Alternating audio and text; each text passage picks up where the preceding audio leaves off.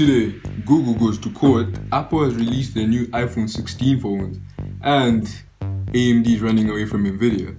Let's find out. Guess who's back in court? No, not Zuckerberg, but Google, who likes it once, they did it twice. As the Department of Justice is accusing Google of monopolizing the advertising space by acquiring competitors and controlling the tools publishers and advertisers use. Now, Google denies all this and argues that it has created efficient products and faces significant competition from other companies, and that breaking down its $31 billion ad tech business would not harm them but the smaller websites. Come on now, think about the little guy. We still have to wait and see what will happen to Google, but judging from their past experience, which is the L, it's not looking good for them. Even for Telegram, as a New York Times analysis found the platform is harboring dozens of illegal activity channels. And this can be pointed to the app's lack of content moderation, as this is linked to why its CEO was recently arrested in France. As Telegram hasn't been cooperative with the law enforcement, making it difficult to curb illegal activities on this platform. In response, Telegram updated the sites to allow abuse reports, which doesn't fix the problem at hand. It's not like criminals are going to start reporting each other for abuse. No, but criminal is what we can call Intel's stock price, as one man's trash is another man's treasure. Qualcomm is exploring the possibility of acquiring Intel's PC division, which is responsible for manufacturing the chips for laptops and desktops to diversify its product portfolio, as the same division saw an 8% decline in revenue last year due to overall weakness in the PC market. And seeing Intel is shedding some weight, it wouldn't be too off to see Qualcomm run off into the sunset with Intel's PC division, just like the 1%ers can kiss goodbye to that $20 ChatGPT subscription, as OpenAI is considering adding a few zeros to that $20, let's say $2,000, just to stabilize the company financially. If OpenAI goes through with it, it is because the new AI models the company keeps pumping out. They won't stop now, and seeing it is running on heavy losses every year, I would ask that you find it in your heart to pay child support for OpenAI's babies, as they won't stop making them, for the good of humanity. The PS5 and PS5 Pro will be out before GTA 6, truly a sight to behold. But Sony will hold a technical presentation today hosted by Mark Cerny, the lead architect on the PS5. This comes from a recent tease from Sony of the PS5, which will feature a design with 3 black stripes. Its codenamed Trinity will have a powerful GPU and slightly faster CPU, aiming for higher resolutions, improved frame rates, and better ray tracing support.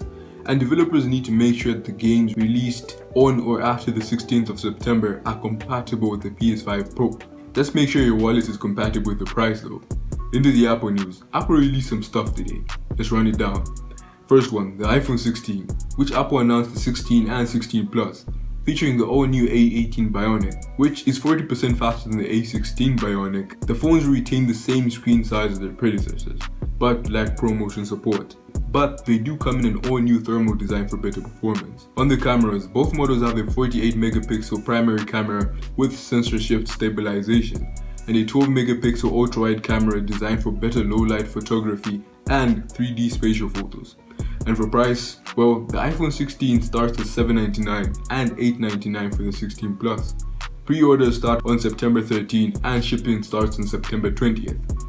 And I'm selling my kidney by tomorrow, because who doesn't want to buy this beautiful satin black finish Ultra Watch 2? Updated rear sensor, new bands, and same price. Nice. The Series 10 on the other hand features a larger 40% brighter OLED screen and is 10% thinner and lighter in Apple fashion than the Series 9. It comes in 2 new sizes and finishes, including the jet black polished aluminum. It's powered by an all-new chip and offers faster charging and an 18-hour battery life. Lastly, Apple announced new health-focused features for the AirPods Pro 2, including a clinical-grade hearing aid mode. A 5-minute hearing test will help you adjust audio output based on the user's results. The feature is pending an FDA approval and will roll out later in the fall, and only AirPods Pro 2 will receive this feature. But 2 new AirPods 4 will feature shorter stems, improved sound quality, and a blend of elements from the previous model. I promise, just a little. The higher end models include active noise cancellation, a feature previously reserved for the AirPods Pro. Both models come now with USB-C charging cables, love to see that, and are powered by the H2 chip. And finally, last one I promise, Apple finally remembered that the AirPods Max exist, and they updated them with the same design and a USB-C port to get rid of that wretched Lightning port. Oh, it also has new colors and a new improved price tag. That's sure to make you cry. Into the gaming news, AMD has gone soul searching for itself in the mid-range GPU market to build scale and attract developers, rather than competing with Nvidia on who can build the biggest GPU.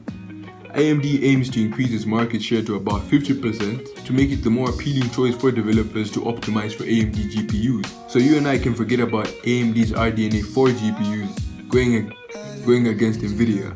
But we do hope they find what they're looking for, which is developer support, which in turn is crucial for optimizing the game for their hardware. Also, AMD plans to integrate its RDNA gaming and CDNA data center architecture into a single unified architecture called UDNA, therefore simplifying for both gaming and data center GPUs. Also, developers will also need to focus in one system, making it easier to optimize and develop applications. And AMD will plan for 3 generations ahead, RDNA 5, UDNA 6, and UDNA 7. to maintain optimization and ensure compatibility across future architecture. It sure is a busy time at AMD.